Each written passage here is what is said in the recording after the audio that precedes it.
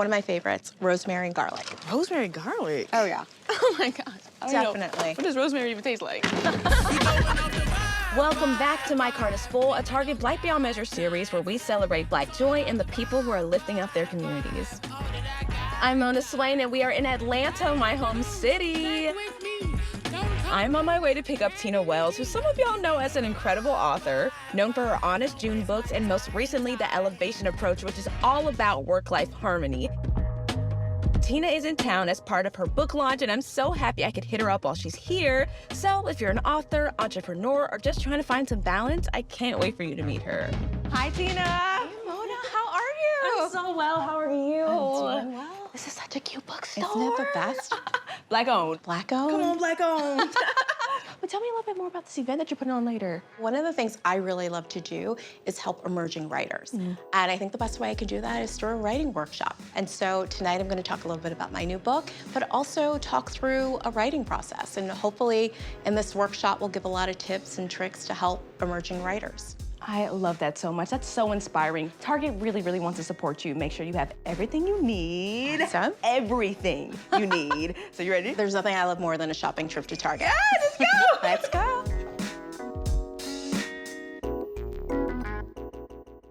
So when did you decide that you wanted to become an author? It's funny, I always say, like, I was an accidental entrepreneur at 16, and I actually stumbled into my first career into marketing because I got a job writing, but I was writing product reviews. I was doing a focus group, and there was this new emerging customer that we now know as a tween girl, and a mom pulled me aside in a focus group and said, what do I do about my daughter reading content that's probably not appropriate for her at 10? And that, to me, was kind of like a problem to solve, and I just fell in love with that customer, and so I've since written 17 books for tweens now. Whoa. Across 4 different series, many of them in partnership with Target, and so I will forever probably write tween fiction just because I love the age so much. Yeah. But that's how it started. That's such an interesting age to be. As a child, I definitely wanted to be grown between 10 and 12. But like, you're too young to be considered like a real teenager, but then you're too old, but you feel like you're too old to do like play with dolls and stuff like that. I vividly remember that age. I was always a big dreamer, and I think I was, in my family, we were allowed to dream really big. I remember like sneaking at age 12 to watch Boomerang. My biggest takeaway as a 12-year-old pastor's daughter who should not have been watching Boomerang was, look at these Black people in business. And that company thing looks really fun. It never put together years later I go into marketing and have this kind of career, but just the idea of seeing people do something, right? I think that's what's so important in my writing process is for young readers to really see themselves reflected in those characters, because you never know how that influences a child to think about what they can or can't do. I love that. So just being a Black woman moving up in this industry, what do you think has been some of the hardest parts of that? I was in an industry where only 7% of people looked like me, and I just didn't understand that at the time. I'm very aware of it now. I'm really aware of what it means to show up, what it means to create representation, what it means to create opportunities for other people. And I think I'm incredibly conscious of that.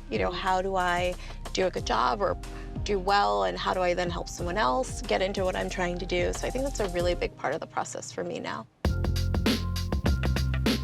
I know that your father worked at Target when you were growing up. Tell me a little bit more about that. Yeah, so, I grew up in the 80s, really in the 90s, and I think at that time, like, the goal for kind of all the parents, right, in the community was our kids have to go to college, they have to get a good education. And my dad worked part-time at Target, and they were like, we're gonna do whatever we have to do for all of our kids to get where they need to go. And so, Dad doing that was a big part of really funding my education, helping me accomplish what I wanted, all of my siblings. And so, I'm always forever grateful to them. And what's amazing, my parents, same thing, a mixture of a lot of part-time jobs with a full-time schedule. So I totally understand. It's amazing what our parents will do for us to get us to where we want to be. So that's really, really beautiful. It's great. And I think, especially at this stage, you don't think about getting to have this kind of full circle moment. And I'm really lucky that, my dad is going to go into Target and see my products there, So it's definitely for him, really, he's loved the whole process of watching me create all of this stuff. And it definitely brings a big smile to his face for sure. Oh, I love that. I love that. Let's go. Let's go. All right, all right, all right. I think I see a familiar face.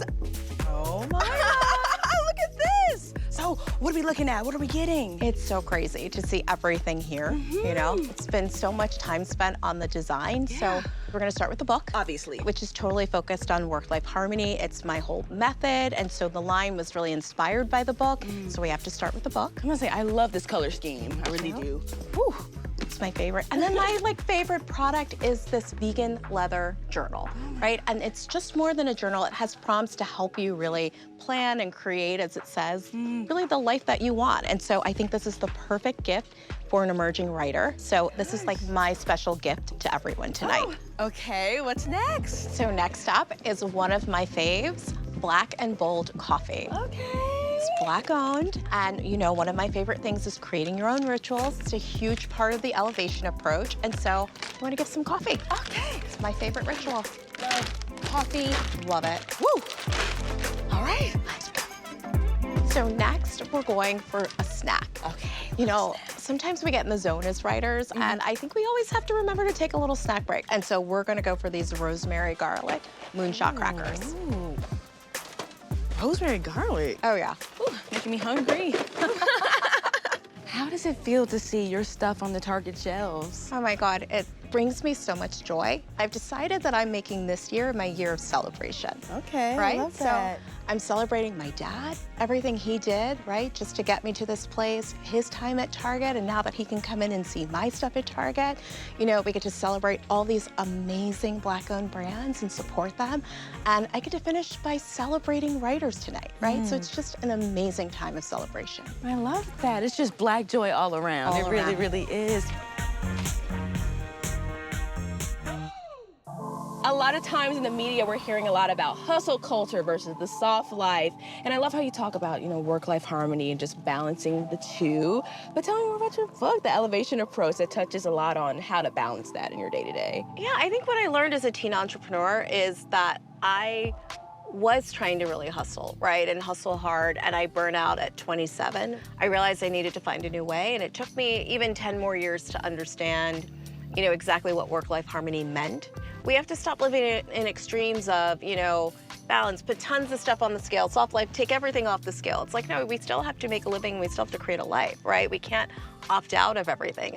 To me, harmony means getting in touch with what I really want and being really honest about that, and then really figuring out how you feel it, you know? And so I just figured out a process for myself, wrote a book about it, and I hope that other people can really benefit from what I learned on my own journey. You know, like I write a skit or two from time to time for like social media or something like that. That's amazing. Thank you, thank you. But if I was walking to your workshop, how would you help me get my foot going on the ground with like, I want to write something legit, I want to write a book, a story?